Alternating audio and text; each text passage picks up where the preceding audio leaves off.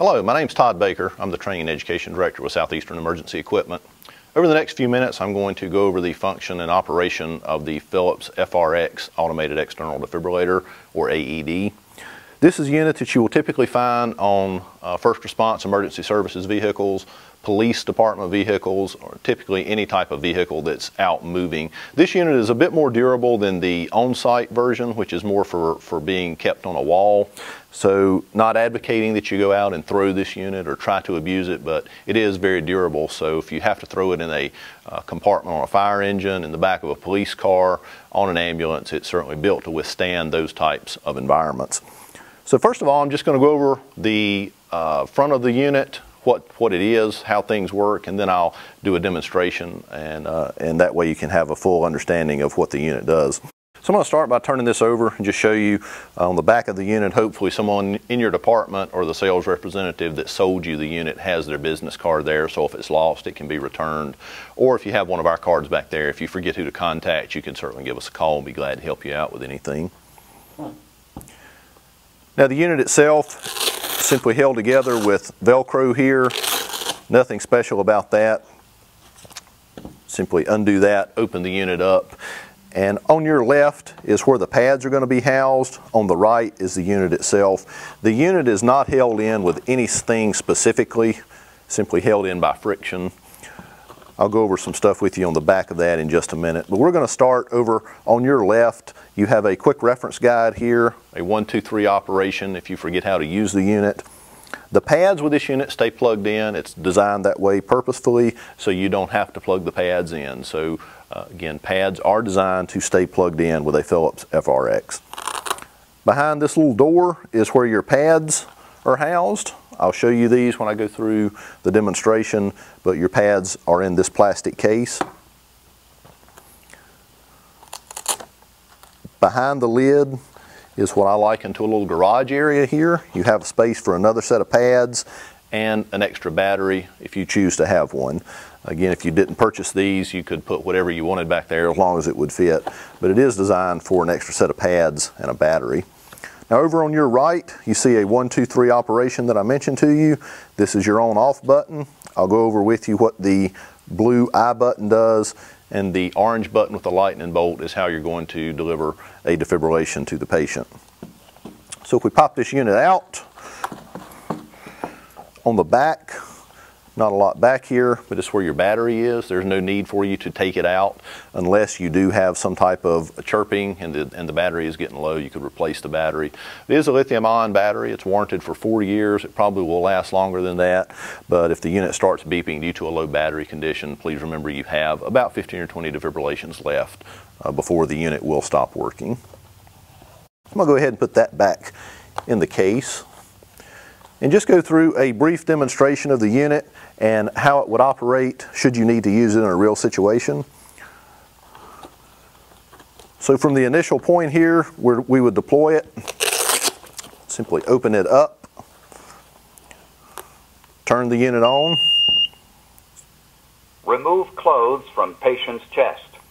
Gives you a few seconds to do that, and I'm going to go slow so you hear the prompt. When patient's chest is bare, open gray plastic case and peel off white adhesive pads. Look carefully at the pictures on the white adhesive pads.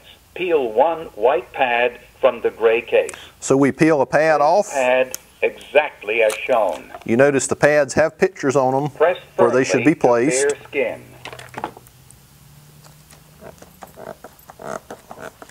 When the first pad is in place, peel the second pad. Place pad exactly as shown. Press pads firmly to patient's bare skin. Press pads firmly to patient's bare skin. Stay clear of patient. Analyzing heart rhythm. Stay clear of patient. Analyzing heart rhythm.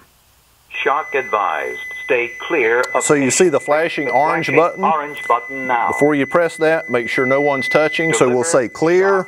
Now. Press the shock delivered. Be sure emergency medical services have been called. It is safe to touch the patient. Begin CPR. For help with CPR, press the flashing blue button. So if you needed assistance with CPR, simply needed a metronome to guide you, you can push this button. Place the heel of one hand in the center of the chest, between the nipples. Place your other hand on top of the first. Push the chest down firmly 2 inches. Keep time with the beat. So this gives you your metronome. That's 100 times a minute, consistent with current American Heart Association guidelines for chest compressions, at least 100 times a minute. I'm going to let this run through one cycle so you hear the prompts for breathing as well. Pinch nose, tilt head, and give 2 full breaths. Breathe. Breathe. Continue with compressions. So the unit will go through this for 5 cycles or 2 minutes. Then it's going to reanalyze the victim. If you need to shock them again, it will advise as such. You'll press the flashing orange button and resume compressions. The last thing I'll show you is if you push the green on-off button, it won't go off. Tilt head. You have to hold it down to turn the unit off. I would strongly advise that you not turn the unit off or take the pads off until emergency services personnel arrive, or if you are emergency services personnel, follow your protocols for removal of an AED after the advanced life support crew gets there. So I mentioned to you that if your service uses Philips Advanced Life Support Monitors, the Philips FRX, when that unit gets there, you can come directly out of this unit and go straight into your MRX. Pads connect. So you don't need to take another set of pads out and plug it in. These are compatible with other Philips devices. Connector inserted. So if you do not have Philips Advanced Life Support units and you have an Advanced Life Support crew who gets there and needs to put their unit on, you simply take these pads off and let the crew put the pads that they need to use on. Your unit's finished at that point. You can move it out of the way. The event is stored in this unit for 30 days, so if you need to get the event out for quality improvement or performance assurance purposes, provide that to someone. They can see the unit with the viewing software provided by Philips. It's on their website. It's called Event Review Express, and you can download that and get the information out of this unit via an infrared port. So talk to your sales representative or give us a call if you need additional information about getting data out of the unit. So once that's completed, you would unplug your pads. This would all be thrown away. So we would take that and throw it away. Get another set of pads. Connector inserted. Plug them in.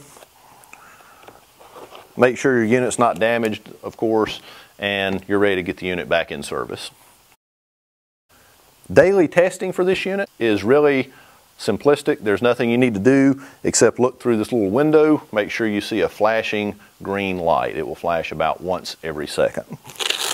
Maybe a bit hard to see on video, but the flashing green light is just above my finger here. That is the only daily check that's needed for this unit. There is no end user maintenance required. There's no reason for you to call anyone out to verify energy delivery. The device does over 80 self-tests every day, so you can be assured that if the green light's flashing, that there is nothing wrong with it. Now, if the green light's not flashing, you will hear a chirp about once every 5 seconds. Plug-in pads connector. Sounds like this. So if you hear this unit chirping, that means there's a problem. 95% of the time, AEDs are chirping because of a low battery condition. So you have, again, about 15 or 20 defibrillations left on the battery once it starts chirping. But please give us a call or talk to your sales representative, and they will be able to get another battery out to you. If you can remember, you can also press the flashing blue button. It will tell you why the unit is beeping. No connector installed. Plug-in pads connector. So in this instant, the connector is simply not installed. On-off button. So if I plug this in, then we get rid of our beeping. Remove club. So that's pretty much the entire operation for the Philips FRX unit. It's a very simplistic unit to operate. And again, I would reemphasize the integrity of the unit for ruggedness. You can put it in a compartment. If you happen to drop it, it is most likely not going to hurt it. It's designed for those environments.